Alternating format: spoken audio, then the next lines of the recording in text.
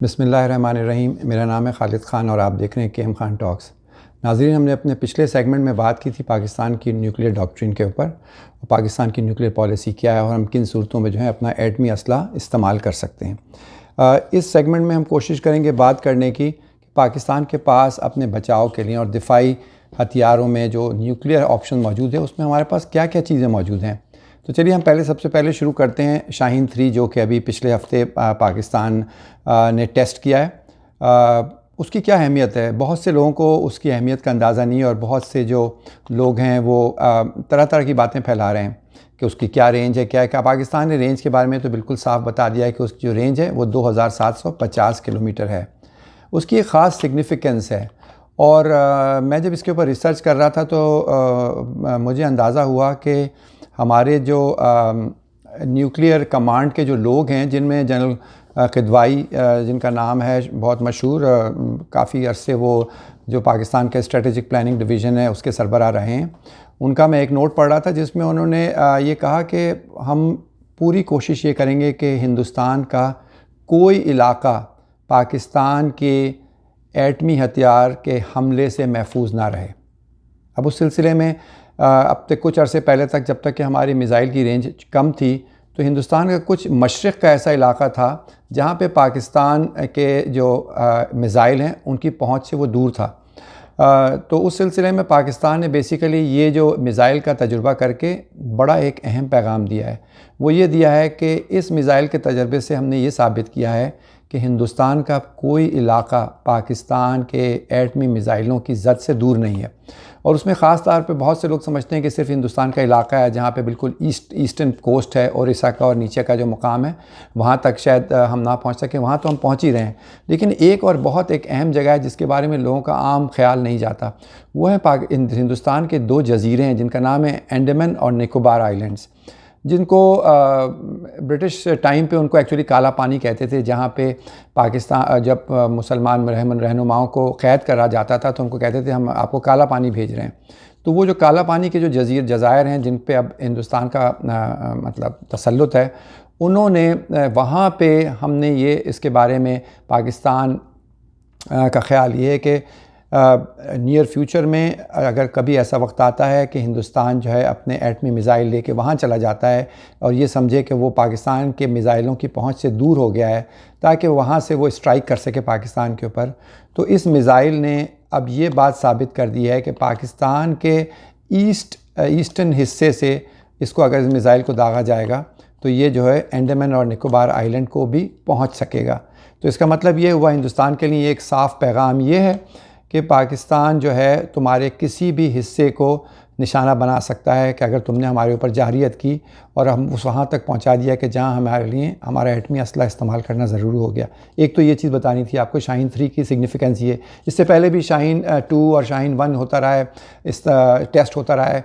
कभी भी जो उसकी जो रेंज के ऊपर कभी इतनी ज़्यादा मतलब वाज़े तौर पे पाकिस्तान ने नहीं बताया कि इसकी क्या रेंज है। 2750 किलोमीटर है। अगर हम इसमें वॉरहेड का वज़न कम कर दें तो ये 3000 किलोमीटर तक भी जा सकता है। तो लिहाजा अल्हम्दुलिल्लाह पाकिस्तान जो है वो महफूज है। पाकिस्तान के दुश्मनों को इस बात का पता होना चाहिए कि अगर कभी उन्होंने ये गलती की कि पाकिस्तान के ऊपर जारियत की तो पाकिस्तान जो उसका भरपूर जवाब देगा।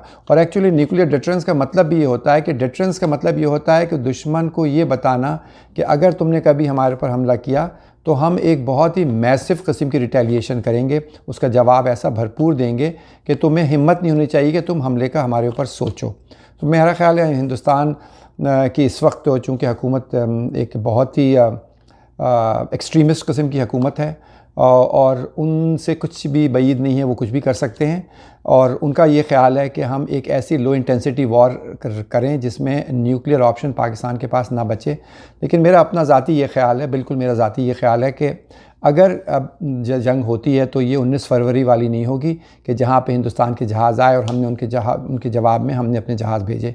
अब अगर कभी भी हिंदुस्तान ने इस तरह की कोई कोशिश की तो पाकिस्तान से बहुत भरपूर जवाब आएगा। और मुझे तो उम्मीद है और अल्लाह से दुआ है कि जो अगला जब भी कभी भी ये मरहला आए तो हम कश्मीर को आज़ाद करा सकें।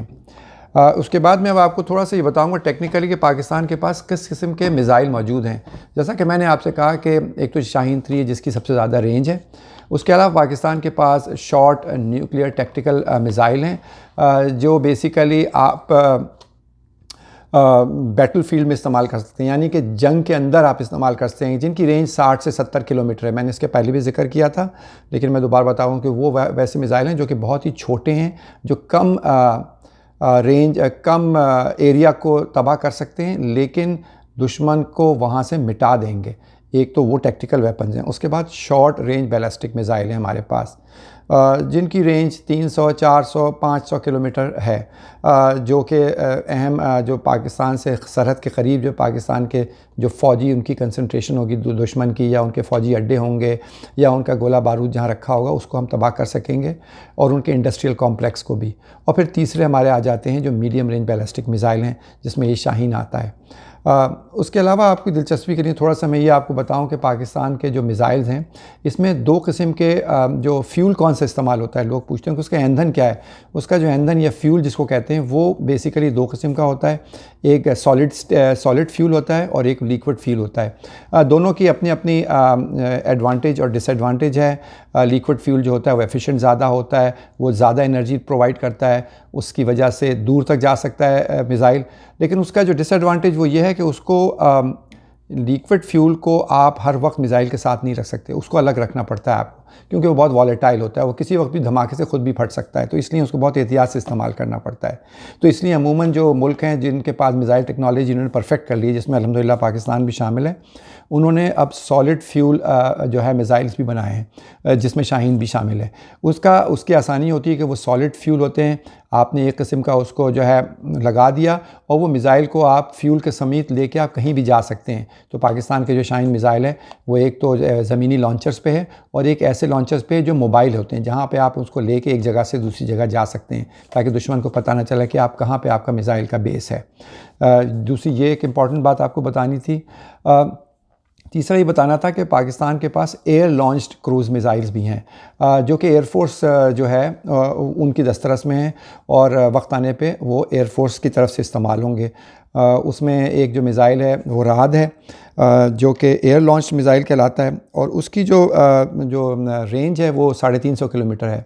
इसी तरह जो है नेवी के प्लेटफॉर्म जो सबमरीन से हम मार सकते हैं, जो पानी के अंदर रह के पाकिस्तान की सेकंड स्ट्राइक कैपेबिलिटी आपको देता है, वो जो आपका मिसाइल है वो बाबर है, और उसकी जो उसमें आप कन्वेंशनल जो है वॉरहेड भी लगा सकते हैं और न्यूक्लियर भी लगा सकते हैं, और उसकी रेंज जो है 450 किलोमीटर है। और मुझे उम्मीद है कि आने वाले वक्तों में इंशाल्लाह वो रेंज जो है वो बढ़ के 700 किलोमीटर हो जाएगी, और उससे भी आगे पहुंच जाएंगे हम इंशाल्लाह जल्द।